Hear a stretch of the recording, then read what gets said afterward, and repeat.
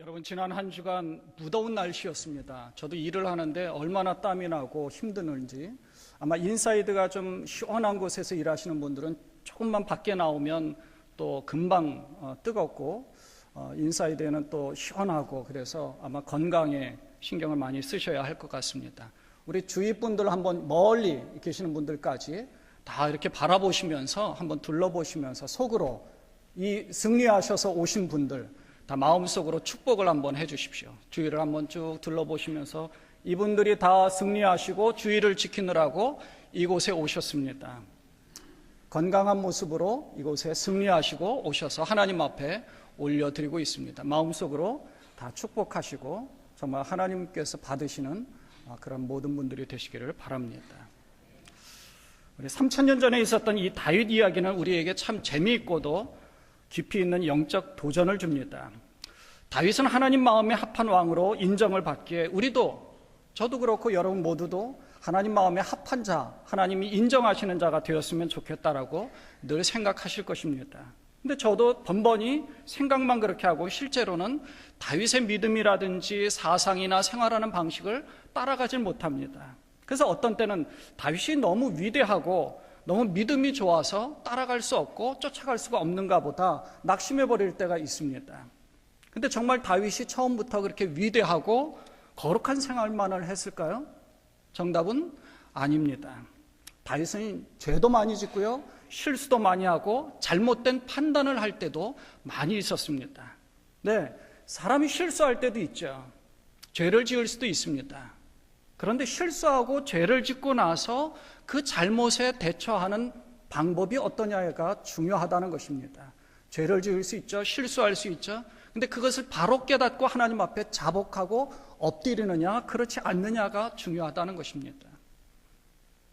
다윗은 실수하고 죄를 짓고 잘못 행동한 것에 대해 주변에서 조언을 하거나 혹은 자기가 이게 아니구나 깨닫게 되면, 정말 하나님께서 그것을 깨닫게 해주실 때는 자기의 체면이나 위치나 철학이나 그런 것 관계없이 깨달은 것에 대해서 하나님 앞에 엎드려서 회개하고 돌이켰다는 것입니다. 이것이 다윗의 위대한 부분입니다. 하나님은 이 부분을 크게 인정해 주신 것입니다. 여러분, 다윗의 가장 큰 죄가 무엇입니까? 간음죄가 있고요, 자기의 사랑하는 부하인데도 그것을 취하려고 우리아를 음모를 꾸며서 죽게 하는 살인죄를 저질렀습니다.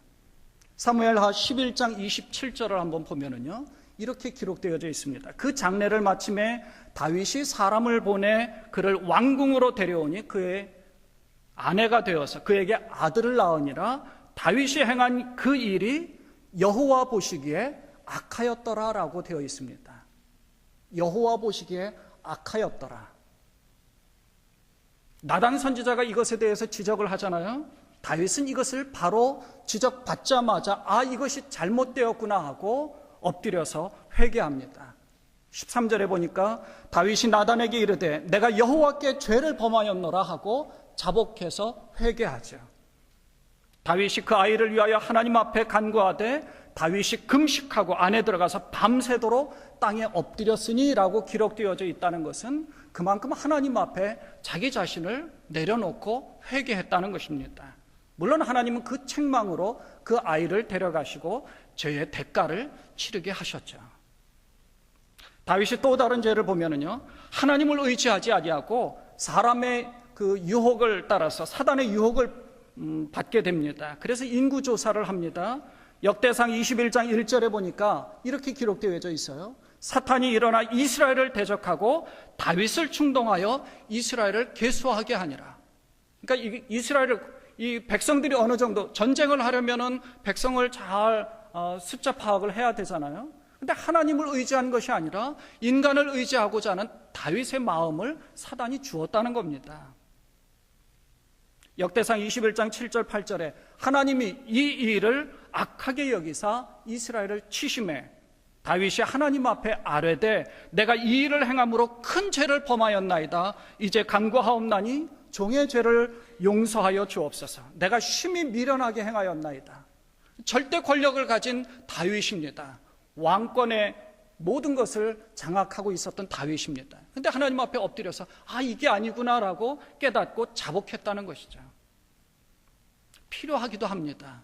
근데 아니다, 하나님을 의지하는 것이 우선이구나라는 것을 깨닫게 되면 자기가 행한 것에 대해서 철저하게 엎드려서 자복했다는 것입니다.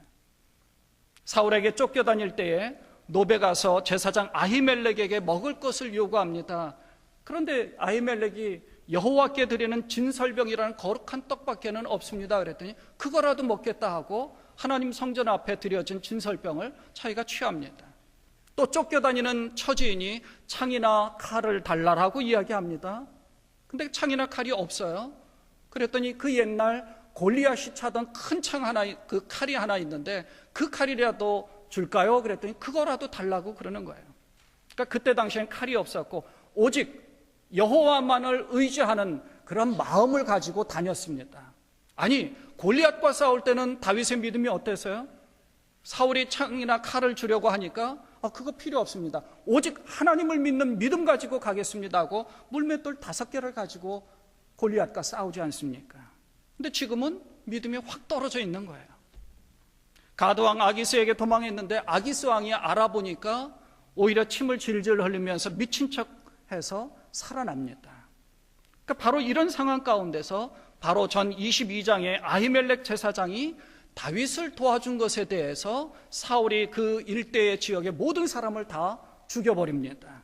근데 여기에 제사장들 85명이 포함되어 있어요. 그러니까 85명이 다 죽게 되었습니다. 22장 22절에 모든 사람이 죽은 것이 나의 탓이로다 하고 책임을 느끼게 되었습니다. 그리고 오늘 본문에 와서 이제는 하나님 앞에 책임을 느끼고 하나님의 백성다운 모습으로 다시 회복되어지고 잃어버린 영성을 다시 되찾은 그런 모습을 보이게 되는 것입니다. 그래서 책임감을 가진 참신앙의 모습으로 다시금 활동을 하게 되죠. 오늘 한번 본문을 다시 보시죠. 본문에는 그일라라는 지역이 등장을 합니다. 이 그일라는 유다 지역에서 가까운 이제 블레셋과 가까운 접경 지역에 있었던 곳인데 그 지방이 블레셋에게 약탈을 당했습니다. 그 소식을 들은 다윗이 자기와 함께 앉아 600명이 가서 블레셋과 싸웁니다. 죽을 힘을 다해서 그일라를 구해 주었습니다. 근데 사울이 쫓아와서 그일라 사람들을 위협하니까 그일라 사람들이 두렵습니다. 왜냐하면 바로 그 전에 노베에서 아히멜렉의 제사장들을 다 죽이고 그 지역에 있는 사람들을 다 죽인 소식을 들었거든요. 얼마나 두렵습니까? 그러니까 다윗을 배신하고 자기 죽을 힘을 다해서 자기 백성들을 구해 주었는데 이 그일라 사람들이 다윗을 배신합니다. 그리고 다윗을 넘겨주려고 합니다. 근데 하나님이 도와주셔서 겨우 살아납니다. 근데 얼마 지나지 않아서 그 뒤편에 보면 십광야라는 하는 곳에서 사울이 거의 다윗을 에워싸서 이제 곧 다윗을 사로잡을 위기에 처해 있습니다. 바로 그때 하나님은 블레셋을 쳐들어오게 함으로 다윗을 도와주었습니다. 그러니까 사울이 다윗을 잡는 것보다는 블레셋이 쳐들어오니까 블레셋과 전쟁을 해야 되잖아요. 그러니까 사로잡았던 거의 에워싸서 다윗을 막 잡으려고 하는 그 찰나에 다 돌아가서 블레셋과 싸우게 되었다는 것입니다. 14절에 보니까 하나님이 그를 그의 손에 넘기지 아니하시니라라고 분명하게 기록되어져 있습니다. 이런 일련의 일들이 우연이 아닌 하나님의 의도와 돌보심이 있었고요. 그리고 지켜주시고자 하는 하나님의 마음이 있었다는 것입니다. 이런 하나님의 마음이 사랑하는 여러분에게도 임하시기를 주님의 이름으로 축원을 드립니다. 우리도 가끔 이런 큰 위기를 당할 때가 있습니다. 고비도 있었고 어려운 일들도 사실 뒤돌아보면 참 많이 있었습니다. 근데 뒤돌아보면 그게 우연찮게 그 위기를 넘길 때가 있었는데 그것이 우연인 줄 알았는데 사실은요, 우연이 아니었습니다. 하나님의 도움의 손길이 있었다는 것을 뒤늦게 깨닫게 되는 것입니다. 일을 하다 보니까 정말 큰일 날 뻔한 일도 어찌어찌 하다 보니까 위기를 넘겼습니다. 사실 여러분, 운전을 하다 보면 아차하는 순간이 있잖아요. 큰일 날 뻔했다 하고 가슴을 쓸어내는 일이 한두 번이 아닙니다. 그때마다 다행이다라고 생각을 했는데 사실은 하나님이 지켜주신 것입니다. 주님의 도움의 손길이 있었다는 것이죠. 얼마나 감사한지 모릅니다. 그러면 하나님 여호와께서 왜 다윗을 하나님의 마음에 합한 왕으로, 이런 실수도 많고 이런 죄도 많이 지었는데 왜 이렇게 다윗을 하나님이 인정해 주셨는가? 저는 그것을 한번 살펴보려고 하는 것입니다. 첫째는요, 다윗은 하나님을 향한 마음이 그 속에 가득했다는 것입니다. 그래서 무슨 일을 할 때마다 하나님 앞에 먼저 기도하는 그런 일이 습관적으로 기도하는 것이 몸에 배어 있었던 것입니다. 블레셋이 그일라를 쳐들어왔습니다. 자기 유대 지역이기 때문에 다윗은 마땅히 도와주어야 된다고 생각을 했어요. 선하고 옳은 일입니다. 그러나 그럴지라도 하나님 앞에 먼저 물어봅니다. 그리고 답을 얻은 후에 액션을 취합니다. 이것이 다윗이 일하는 방법이에요. 하나님의 뜻을 먼저 물어보는 것입니다. 오늘 본문 2절에 보면 이렇게 써 있어요. 이에 다윗이 여호와께 묻자와 이르되 내가 가서 이 블레셋 사람들을 치리이까? 여호와께서 다윗에게 이르되 가서 블레셋 사람들을 치고 그일라를 구원하라. 하나님 앞에 기도하잖아요. 하나님이 응답해 주셨습니다. 주변에 있는 사람들이 다 반대합니다. 반대하는 자들은 자기들도 지금 쫓기는 상황이에요. 쫓기는 처지인데 왜 사서 고생을 하느냐? 그러니까 인간적인 계산을 막 하는 거죠. 우리도 이런 계산을 하다 보면 하나님의 일은 절대 할 수 없습니다. 이런 반대 앞에 포기하지 않고 다시 엎드려서 하나님 앞에 기도합니다. 그리고 하나님의 뜻을 재확인합니다. 4절에 보니까 하나님 앞에 다시금 기도하여서 재확인하는 과정을 다시 보여줍니다. 근데 두 번째 엎드리니까 하나님은 오히려 더 구체적으로 블레셋을 다윗의 손에 넘길 것이다, 그것까지 알려주십니다. 그러니까 오히려 승리할 것이라고 이야기합니다. 이렇게 하나님 앞에 기도하는 것은 하나님을 인정하는 행위입니다. 하나님이 지켜주시는 것을 늘 체험하고 있다는 것입니다. 잠언 3장 5절과 6절에는 이렇게 기록합니다. 너는 마음을 다하여 여호와를 의뢰하고 내 명철을 의지하지 말라. 너는 범사에 그를 인정하라. 그리하면 내 길을 지도하시리라. 여러분 모두에게 하나님께서 분명히 하나님을 의지하는 자는 하나님께서 분명히 지도해 주실 줄로 믿습니다. 하나님 앞에 기도하는 것은요, 내 생각이나 내 고집이나 내 사상을 포기하는 겁니다. 내 철학을 포기하는 것입니다. 이렇게 하나님 앞에 묻는 이 다윗의 모습은 계속됩니다. 사울이 자신을 잡으러 온다는 정보를 입수했습니다. 그냥 도망가지 않아요. 다시 하나님 앞에 물어봅니다. 11절에 이렇게 기록해요. 그일라 사람들이 나를 그의 손에 넘기겠나이까? 주의 종이 들은 대로 사울이 내려오겠나이까? 이스라엘의 하나님 여호와여, 원하건대 주의 종에게 일러 주옵소서 하니 여호와께서 이르시되 그가 내려오리라 하신지라. 그러니까 하나님 앞에 기도하니까 또 하나님이 응답해 주신 것입니다.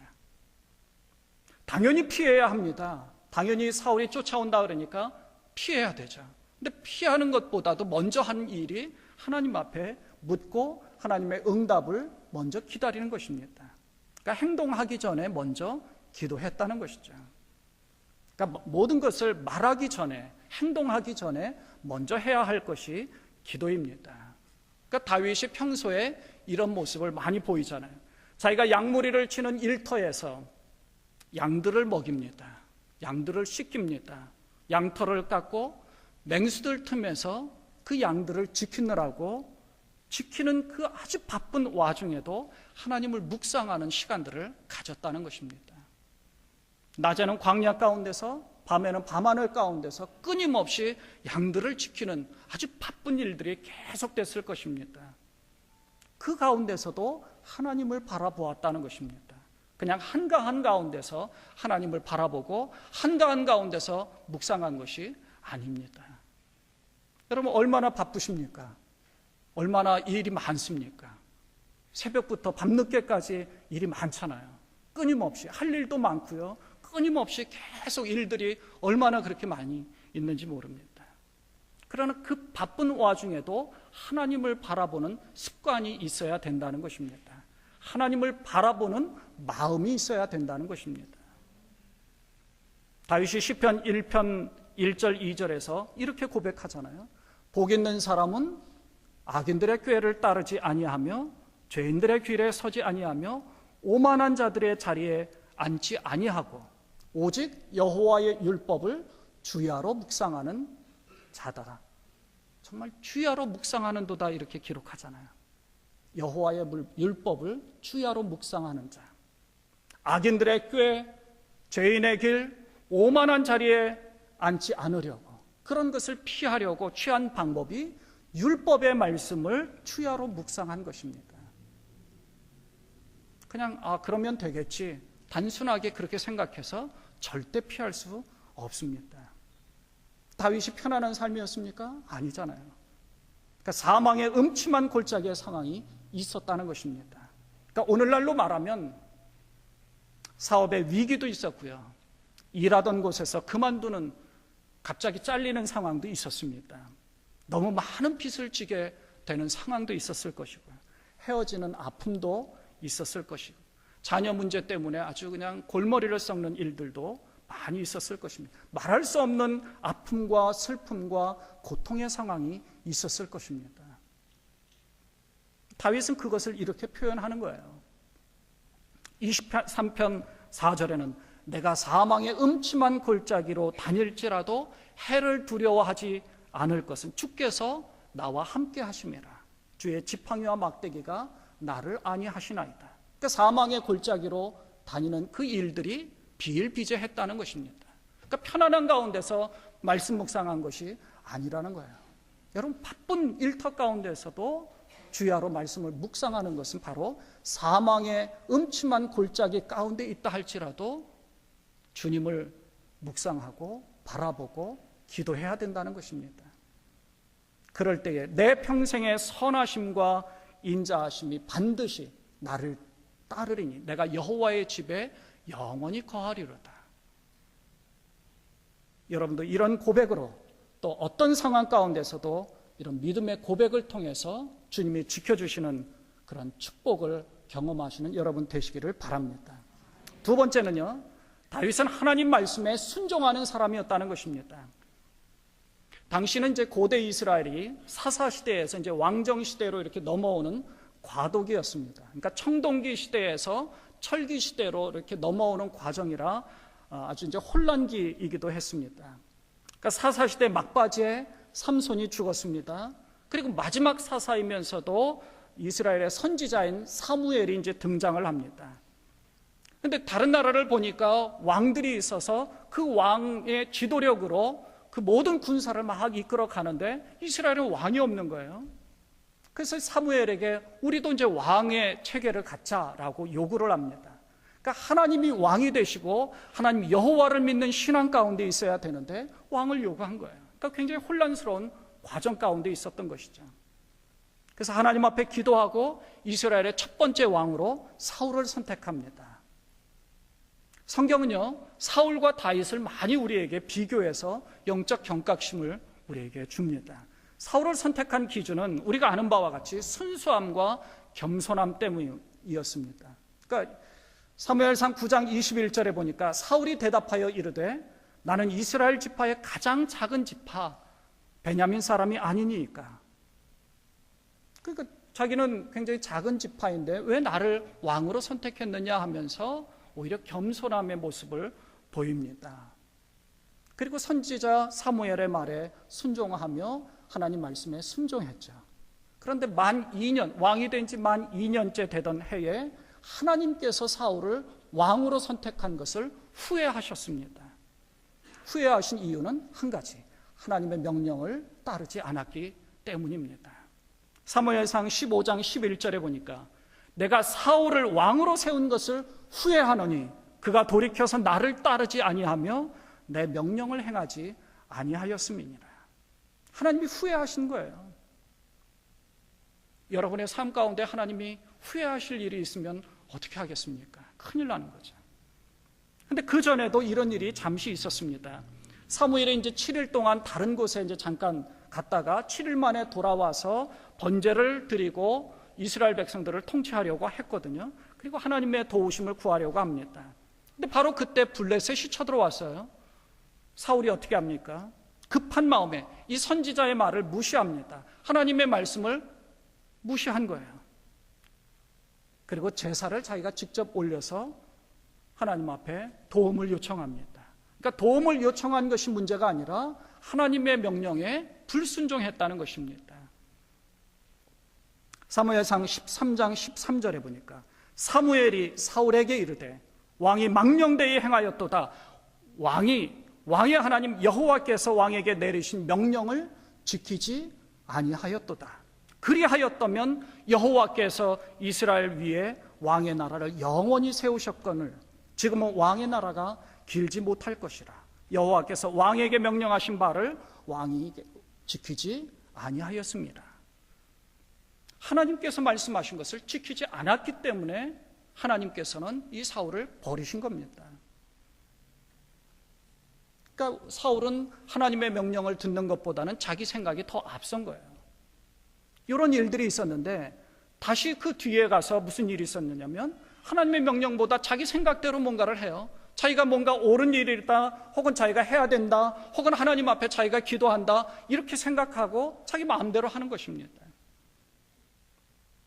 사무엘상 15장 20절에 사울이 사무엘에게 이르되 나는 실로 여호와의 목소리를 청종하여 여호와께서 보내신 길로 가서 아말렉 왕 아각을 끌어왔고 아말렉 사람들을 진멸하였으나 다만 백성이 그 마땅히 멸할 것 중에서 가장 좋은 것으로 길갈에서 당신의 하나님 여호와께 제사하려고 양과 소를 끌어왔나이다. 무슨 일이에요? 하나님께서 아말렉 사람은 분명히 다 진멸하라고 했습니다. 그곳에 속한 모든 것을 다 없애라고 했어요. 근데 보니까 좋아 보이거든요. 그것을 취합니다. 명분이 뭐예요? 하나님 앞에 제사해야 되겠다. 하나님 앞에 드려야 되겠다. 그 온전히 모든 것을 다 하나님 앞에 드렸겠습니까? 좋은 거는 자기가 또 취하는 마음이 있었겠죠. 겉으로 보기에는 그럴듯해 보입니다. 그러나 그 속마음은 하나님이 아시는 겁니다. 눈에 보이는 자기의 욕심과 자기 생각이 더 앞섰던 것이죠. 여기에 대해 사무엘이 사울에게 분명하게 말씀합니다. 22절에 보니까 사무엘이 이르되 여호와께서 번제와 다른 제사를 그의 목소리를 청종하는 것을 좋아하심같이 좋아하시겠나이까? 순종이 제사보다 낫고 듣는 것이 순양의 기름보다 나으니 이는 거역하는 것은 점치는 죄와 같고 완고한 것은 사실 우상에게 절하는 죄와 같음이라. 왕이 여호와의 말씀을 버렸으므로 여호와께서도 왕을 버려 왕이 되지 못하게 하십니다. 그러니까 뭔가 그럴듯하게 예배 잘합니다. 하나님 앞에 봉사 열심히 잘합니다. 주일 성수도 잘하고요. 헌금도 많이 합니다. 뭔가 잘하는 것처럼 보이지만 하나님 말씀을 따르지 아니하면 하나님은 그것에 대해서 받지 않으신다는 거예요. 그러니까 정말 중요한 것은 하나님 말씀을 듣고자 하는 열린 마음이 우선이고요. 그리고 그 후에 하나님 앞에 드리는 것이 2차적인 것입니다. 우리가 구원받게 되는 것은 이런 우리의 행위 때문은 아닙니다. 하나님 예수 그리스도를 믿는 믿음 때문에 우리가 구원받는 거죠. 그 구원에 감격해서 우리가 하나님 앞에 예배하고 하나님 앞에 헌신하고 하나님 앞에 모든 것을 드리는 것입니다. 이것이 순서가 바뀌면 안 된다는 거예요. 어떻게 보면 순서가 바뀐다는 것은 이 사울의 욕심과도 같다는 것입니다. 가장 좋은 것은 여호와께 제사로 드리려고 따로 두었습니다. 근데 속마음은 실제로 그렇지 않았다는 거죠. 그래서 하나님은 사울을 버리고 다윗을 선택했습니다. 다윗에게 기름을 부어서 선택하셨습니다. 사무엘상 16장 13절에는요 사무엘이 기름 물병을 가져다가 이 모든 형제들 가운데서 이새의 아들 중에서 다윗에게 기름을 부으니까 다윗이 여호와의 영에게 크게 감동되니라라고 기록되어져 있거든요. 여호와의 영에 크게 감동되었다. 자, 그렇다면 사울은 이런 일이 없었을까요? 여호와 하나님의 영에 감동된 일이 없었을까요? 그 전에도 있었어요. 암몬 사람이 야베스를 쳐들어왔습니다. 야베스 장로들이 그것에 대해서 다 토로하니까 사울이 그 얘기를 듣는 그 순간에 하나님의 영에 크게 감동되었다라고 기록되어져 있어요. 사울이 이 말을 들을 때 하나님의 영에게 크게 감동됨에 그의 노가 크게 일어났다. 그러니까 하나님 여호와의 영이 임했던 적이 있었어요. 16장 14절 여호와, 그런데 뒤에 보니까 여호와의 영이 사울에게서 떠나갔다라고 기록되어진 일이 있습니다. 그래서 그 뒤에 여호와의 영이 떠나가고 나서 여호와께서 부리시는 악령이 그를 번뇌하게 한지라라고 성경은 분명하게 기록하고 있습니다. 무슨 얘기입니까? 적어도 그 전까지는 하나님 여호와의 영에 감동된 마음으로, 그러니까 어떻게 보면 성령 충만했을지도 모릅니다. 그런데 하나님 말씀에 순종하지 않아서, 그리고 하나님 말씀을 차츰차츰 멀리 하다 보니 내 생각이 더 앞서갔던 것입니다. 그래서 하나님께서 그를 버리면서 여호와 영이 떠나갔다는 것입니다. 말씀 가운데 주님과 동행하며 성령 충만한 생활을 계속해야 합니다. 그러나 중요한 것은 날마다 말씀을 묵상하고 여호와의 율법을 주야로 묵상하며 주님을 향한 마음을 늘 간직해야 된다는 것입니다. 왜요?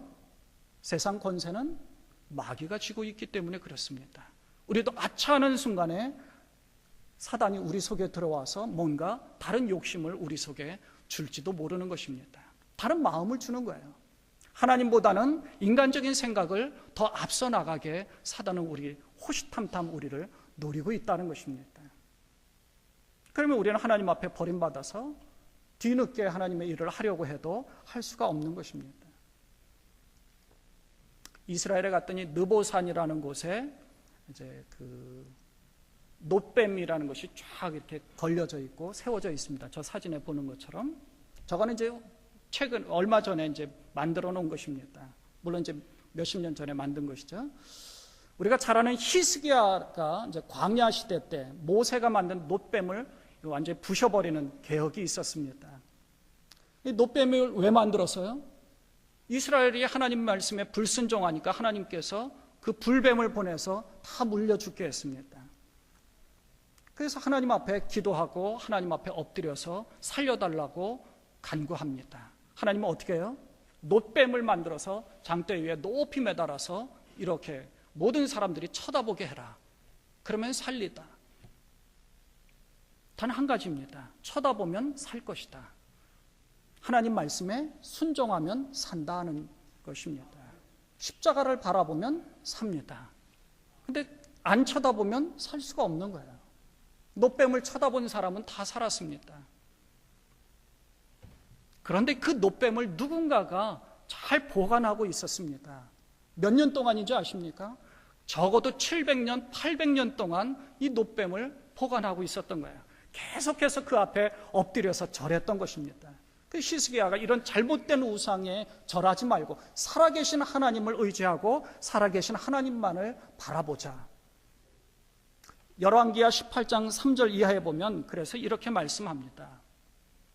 히스기야가 그의 조상 다윗의 모든 행위와 같이 여호와께서 보시기에 정직하게 행하여 그가 여러 산당들을 제거하며 우상을 깨뜨리며 아세라 목상을 찍으며 모세가 만들었던 놋뱀을 이스라엘 자손이 이때까지 향하여 분향함으로 그것을 부수고 느흐스단이라 일컬었더라. 히스기야가 이스라엘 하나님 여호와를 의지하였는데 그의 전후 유다 여러 왕 중에 그러한 자가 없었으니 곧 그가 여호와께 연합하여 그에게서 떠나지 아니하고 여호와께서 모세에게 명령하신 계명을 지켰더라.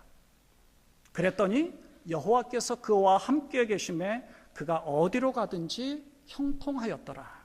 아멘. 여호와 보시기에 정직하게 행했습니다. 우상을 파괴했죠.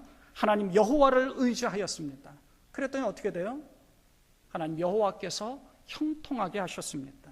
이런 과감함과 결단, 그리고 하나님을 바라보는 모습, 그리고 하나님 말씀에 순종하는 모습, 이것을 통해서 형통의 축복이 여러분에게도 임하시기를 주님의 이름으로 축원드립니다.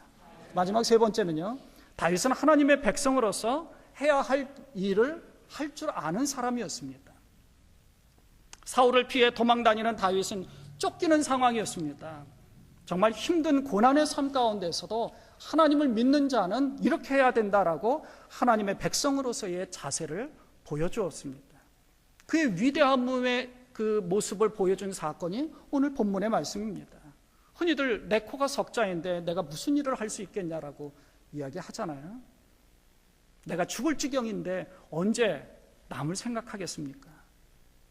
근데 다윗은 자기가 죽을지언정 뭔가 해야 할, 하나님의 백성으로서 해야 할 일을 해야 하는 것이 하나님의 백성의 자세다라고, 하나님이 기뻐하시는 삶을 사는 것이라고 분명하게 깨닫고 실천한 것입니다.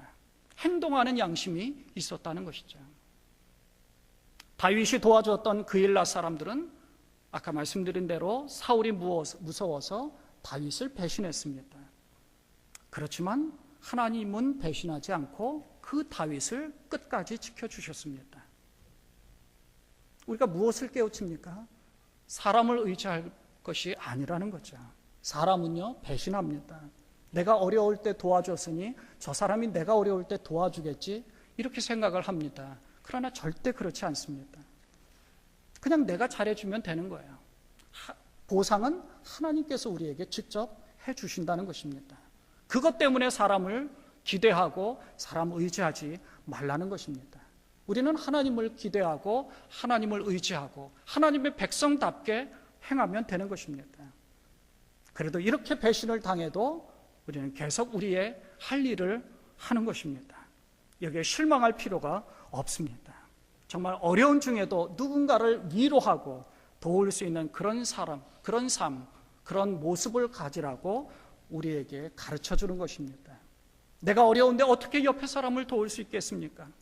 그러나 그럼에도 불구하고 그렇게 하라는 거예요. 그것이 복받는 길이며 내가 힘을 얻는 방법이라는 것입니다. 다윗은 이렇게 그일라의 어려움을 모른 채 하지 않고 목숨을 걸고 그일라를 구했습니다. 그리고 결국에는 이스라엘을 구원해 갑니다. 하나님은 이 다윗을 지켜주셨고요. 하나님의 마음에 합한 왕으로 인정해 주셨습니다.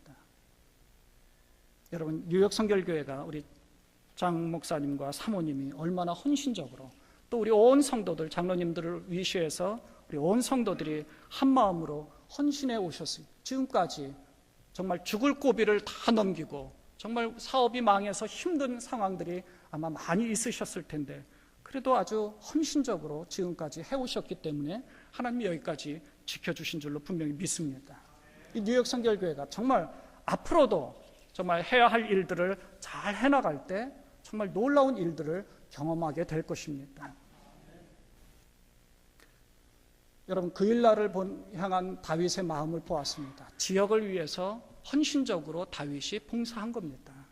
뉴욕 성결교회가 우리 교단뿐만 아니라 지역사회를 섬기는 모습이 얼마나 많이 있습니까? 결과가 나쁘게 온다 할지라도, 또 배신하는 사람이 많이 있다 할지라도, 그러나 끝까지 지역을 섬기고 또 교단을 섬기고 하나님을 섬기는 마음이 온 성도들이 한 마음이 돼서 헌신적으로 해나갈 때 하나님께서 뉴욕 성결교회를 그리고 여러분들을 분명히 지켜주실 것입니다. 그러한 형통하심과 지켜주심의 놀라운 축복이 여러분과 뉴욕 성결교회에 임하시기를 주님의 이름으로 축원을 드립니다. 기도하겠습니다. 하나님 아버지, 다윗을 다윗답게 하나님 만드신 것은 하나님인 줄 압니다. 다윗이 실수하고 죄를 짓고 잘못 행하는 일이 있을 때마다 하나님 앞에 엎드려 기도하고 회개하고 그리고 돌이킨 모습과 같이 하나님, 우리가 잘못 행할 때마다 하나님 앞에 돌이키고 하나님 앞에 말씀 가운데 순종하고자 하는 그런 노력을 해나갈 수 있게 하여 주옵소서. 다윗이 다윗다운 모습을 가진 것은 평소에 주야로 말씀을 묵상하는 그 가운데에서 있었던 것인 줄 압니다. 하나님, 우리도 주야로 말씀을 묵상하며 하나님 말씀에 순종하고자 하는 노력을 우리가 게을리하지 않게 하여 주옵시고, 힘들고 어려운 고비를 당할 때마다 주님을 의지하는 그런 마음 갖게 하시고, 주님께서 다윗을 끝까지 의지하시고 끝까지 지켜주시고 끝까지 보호하심과 같이 하나님, 우리 뉴욕 성결교회 그리고 온 성도들을 끝까지 지켜주시고 끝까지 이끌어 주옵소서. 하나님 앞에 영광이 되는 온 성도와 이 뉴욕 성결교회 되도록 우리 하나님 축복하여 주옵소서. 우리 주님 예수 그리스도의 이름으로 간절히 기도드리옵나이다. 아멘.